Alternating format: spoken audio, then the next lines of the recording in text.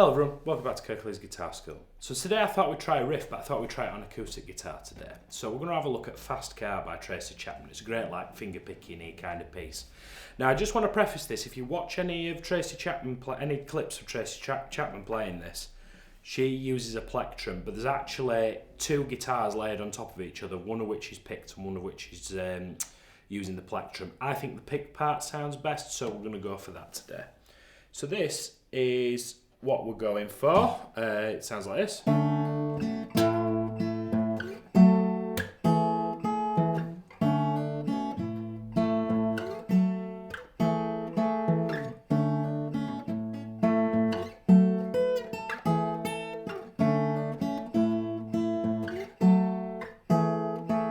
Now, don't worry about taking a screenshot there. We are coming back there, but it's like a little 8-bar kind of thing that goes round and round and round, and you hear in the third time round the riff, it does that cool little thing which we'll talk about. Let's break it down and then we'll go back to the tab. So the first bit, let me know what you think about this, by the way. I just thought I'd put the tab down here instead. It just, let me know if it works better. It means I can make the tabs a little bit bigger. So what we're going to do, the 3-0-0, capo on the second fret, by the way, that's probably worth mentioning. That's why I've put it in capital letters so I didn't forget about it.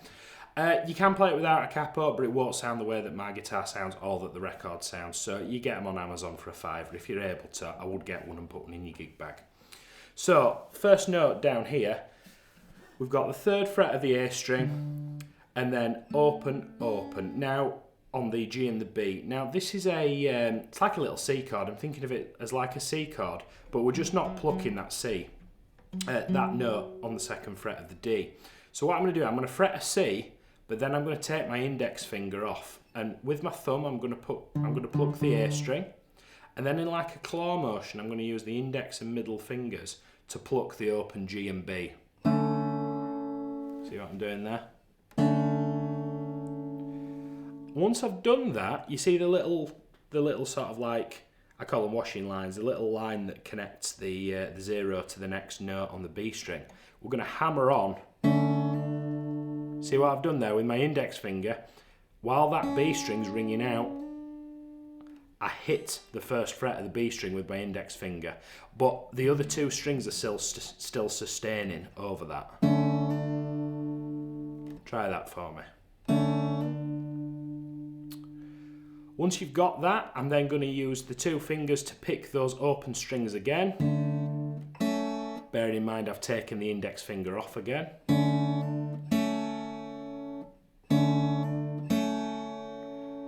Then I'm going to completely let go. I'm going to take my ring finger and I'm going to put it on the third fret of the low E, and then my pinky and put that on the third fret of the B string, and I'm going to pick E, G and B.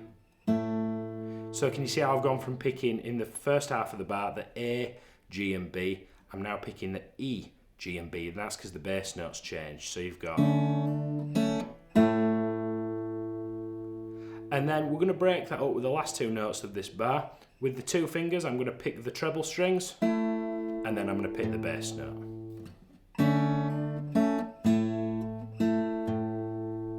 Pause the video if you need to try that.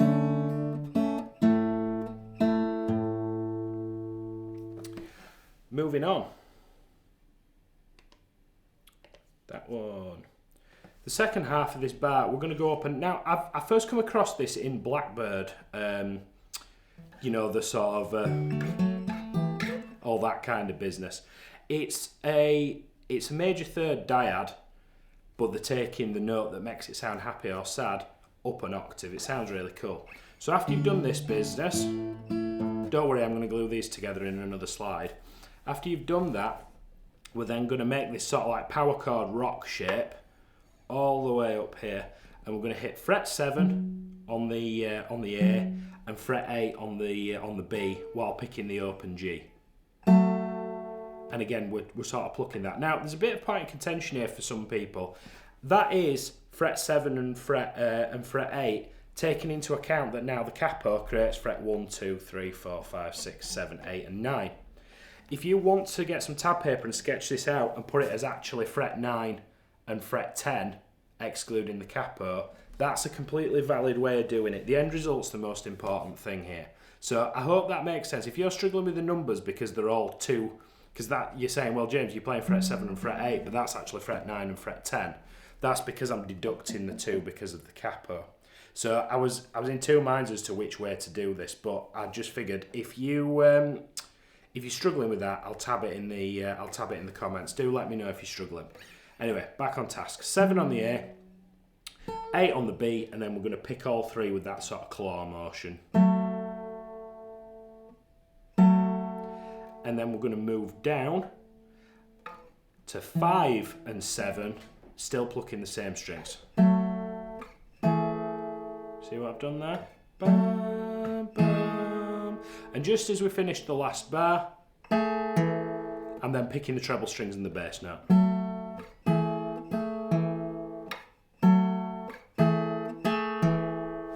So if I glue those together for you, those are the 2 bars that we talked about. Now would be a really good time to pause.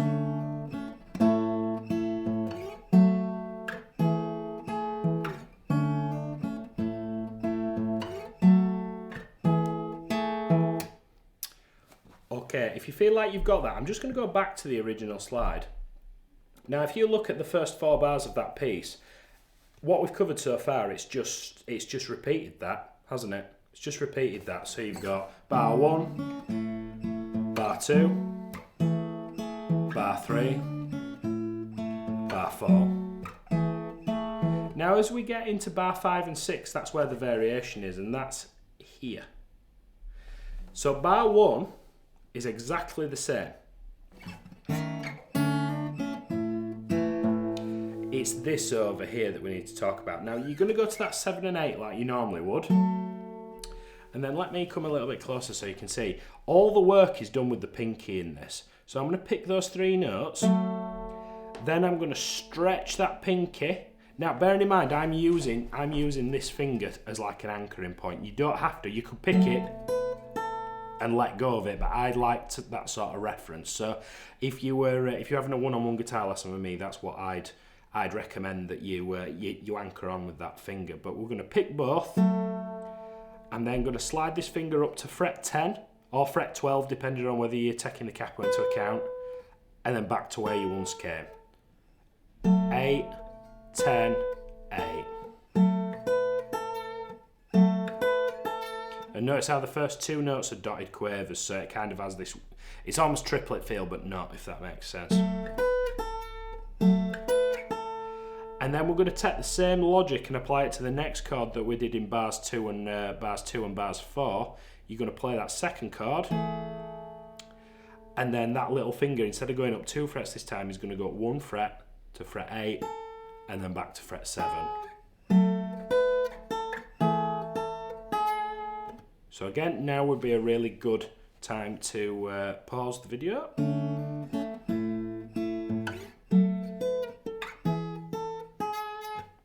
And if you're happy to move on, I'm going to go back to this because, thankfully, bars 7 and 8 are just the same as bars 1 and 2 or 3 and 4. So you've got the main riff, that's bar 1, bar 2, bar 3, bar 4,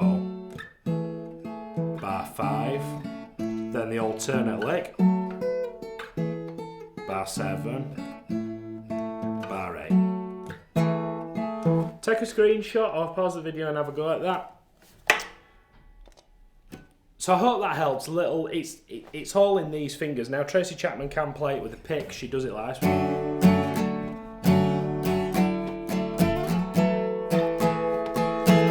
But I don't think that's the riff that you have in your head when you think of that song. So that's, if I was getting paid to play this on a gig, that's exactly how I'd play it. So I hope you found that helpful. Let me know if you'd like to see some more acoustic riffs in the comments and some potential suggestions, because I had to think for just a minute of a couple of cool riffs. I'm thinking like Jolene and Crazy on You and other things like that. But if you've got any suggestions, hit me up in the comments. I'll see you next time, guys. Thank you very much.